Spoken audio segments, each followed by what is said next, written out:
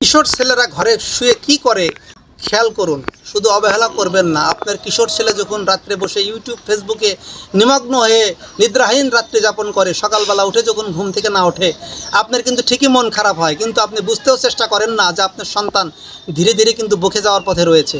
সুতরাং সময় থাকতে সাবধান হন।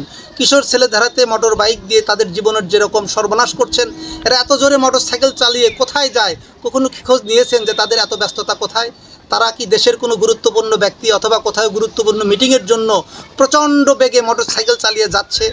এই খবর কিন্তু পিতামাতা হিসেবে আপনি রাখেননি, কিন্তু যখন ঠিকই সন্তান অন্যায় করেছে তখন সন্তানকে দোষ দিয়ে কিন্তু আপনি খালাস পেয়ে পার পেয়ে যাওয়ার চেষ্টা করছেন। আসলে আদতে দোষী কিন্তু আপনি নিজেই, কারণ সন্তানকে ছোট থেকে কিন্তু ওইভাবে আপনি মানুষ করার জন্য মোটেও চেষ্টা করেননি।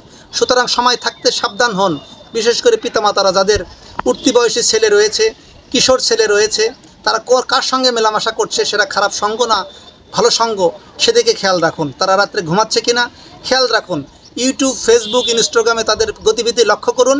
এবং মোবাইল কিনে দেওয়ার আগে, হ্যাঁ, তারা কিন্তু বলে যে মোবাইল খুবই প্রয়োজন, স্কুলে মোবাইল ছাড়া লেখাপড়া হয় না। আসলে ভাই একটু খোঁজ নিয়ে দেখুন না, স্কুলে কি মোবাইল ছাড়া আসলেই লেখাপড়া হচ্ছে না? সেখানে কি মোবাইলেই সব লেখাপড়া হয়? তাহলে বই পুস্তকগুলো যায় কোথায়? বই পুস্তকের কাজটা কী? মোবাইলে কিন্তু লেখাপড়ার কোনো ভূমিকা নেই। লেখাপড়া কিন্তু বই পুস্তকেই করতে হয়। বরং ওই মোবাইল নির্ভর হয়ে যে সমস্ত ছেলে পেয়ে লেখাপড়ার কথা বলে, তাদের ফলাফল দেখুন।